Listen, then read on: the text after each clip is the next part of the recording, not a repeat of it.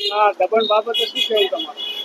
દબણ બાબતે કે ભારતીય જનતા પાર્ટીની નગરપાલિકાની બોડી ચાલે છે અને ચીફ ઓફિસરના અધ્યક્ષસ્થાને 1 મહિનો અગાઉ જે વાવ સર્કલથી આપણે જે વાવ રોડ હતી એમની 14 મીટરની નોટિસો આલી અને તમે મારી સામે નજરને સામે એક દુકાન જુઓ કે 14 મીટરનો ત્યાં શેરો માર્યો હતો.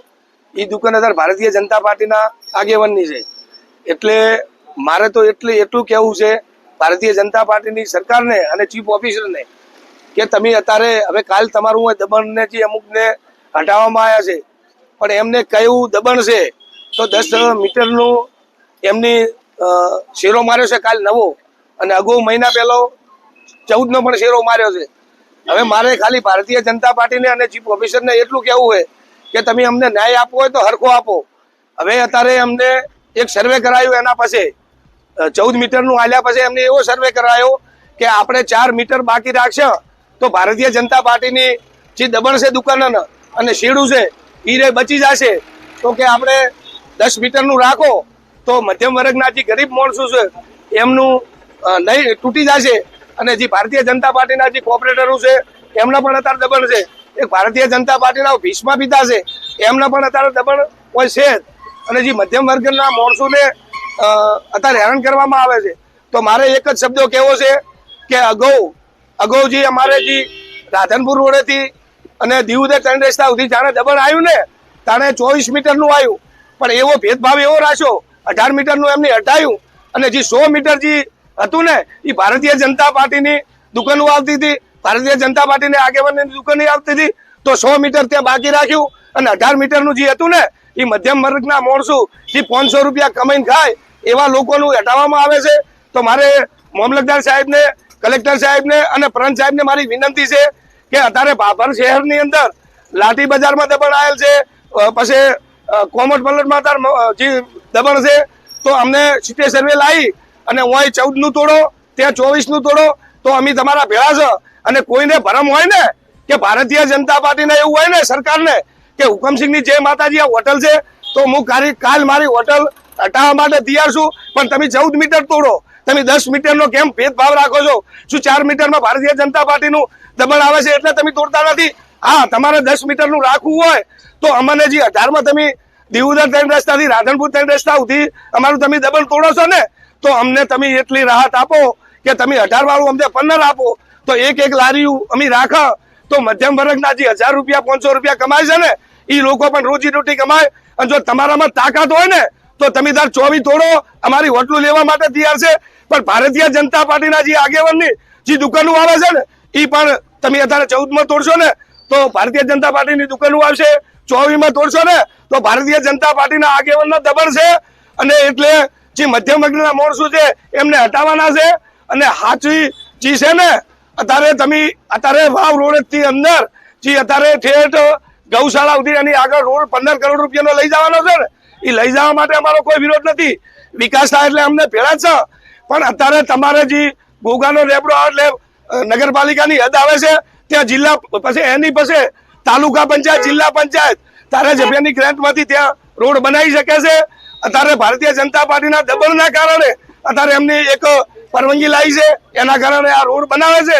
હવે આ રોડની અંદર વાવ રોડની અંદર અત્યારે સંસદ સભ્ય આવેલ છે, ધારાસભ્ય આવેલ છે, ભારતીય જનતા પાર્ટીના આગેવાન આવેલ છે એટલે એમના બધાના આશીર્વાદ છે એટલે 10 તોડવાનું છે. અને તમારામાં તાકાત હોય ને તો 14 તોડી નાખો, ભલે મારી હોટલ કાલ જતી નથી પણ અમને ન્યાય સાચો આપો. કલેક્ટર સાહેબને મારી વિનંતી છે, પ્રાંત સાહેબને મારી વિનંતી છે અને ચીફ ઓફિસર સાહેબને મારી વિનંતી છે કે તમને હાથ જોડીને વિનંતી કરું છું કે મધ્યમ વર્ગના માણસોને તમે હેરાન મત કરો. અત્યારે સંસદ સભ્યને મત આલીને વિજય બનાવ્યા છે, ધારાસભ્યને ભારતીય જનતા પાર્ટીના ધારાસભ્યને ભાભર શહેરને લીડ આલીને વિજય બનાવ્યા છે. તો અમે તમારું શું બગાડ્યું છે?